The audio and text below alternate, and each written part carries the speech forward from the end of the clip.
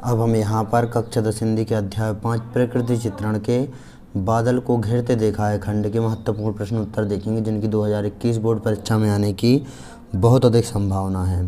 तो यहाँ पर अति लघु उत्तरीय प्रश्न देखेंगे। पहले तो पहला प्रश्न है, कवि ने हिमालय की झीलों में किसको तैरते हुए देखा है। तो यहाँ पर पहले का उत्तर है, कवि ने हिमालय की झीलों में हंसों को तैरते हुए देखा है। दूसरा प्रश्न देखेंगे, कवि ने बादलों को कहाँ घेरते देखा है। उत्तर है, हिमालय के अमल धवल शिखरों पर बादलों को घेरते देखा है कवि ने। तीसरा प्रश्न देखेंगे, कौन अपनी अलख नाभि से उठने वाले परिमल के पीछे पीछे दौड़ता है। उत्तर है, कस्तूरी मृग अपनी अलख नाभि से उठने वाले परिमल के पीछे पीछे दौड़ता है। तो ये हो गए अति लघु उत्तरीय प्रश्न। लघु उत्तरीय प्रश्न देखेंगे। पहला प्रश्न है, निशा काल से चिर अभिशापित किसे कहा गया है और क्यों कहा गया है। उत्तर है, निशा काल से चिर अभिशापित चकवा चकवी के जोड़े को कहा गया है, जो संध्या होते ही पिछड़ जाते हैं तथा पूरी रात एक दूसरे से न मिलने के कारण क्रंदन करते रहते हैं, लेकिन उनका मिलाप नहीं होता। प्रातः काल होते ही उनका मिलाप होता है, लेकिन रात्रि उनकी विरह में व्यतीत होती है।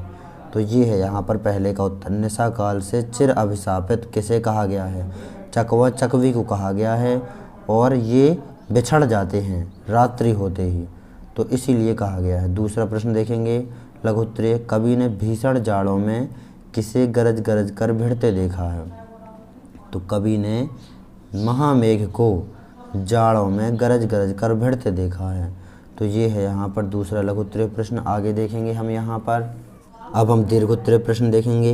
नागार्जुन ने कवि कल्पित संदर्भ किसे माना है, स्पष्ट कीजिए।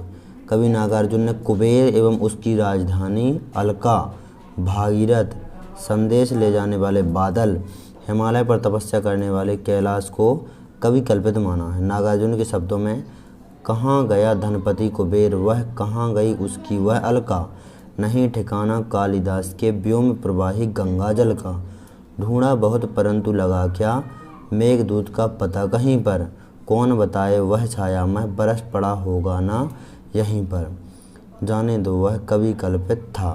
तो ये है यहाँ पर अध्याय 5 के महत्वपूर्ण प्रश्न उत्तर, जिन्हें आपको अच्छी तरह से नोट कर लेना है, याद कर लेना है। परीक्षा की दृष्टि से बहुत अधिक महत्वपूर्ण है।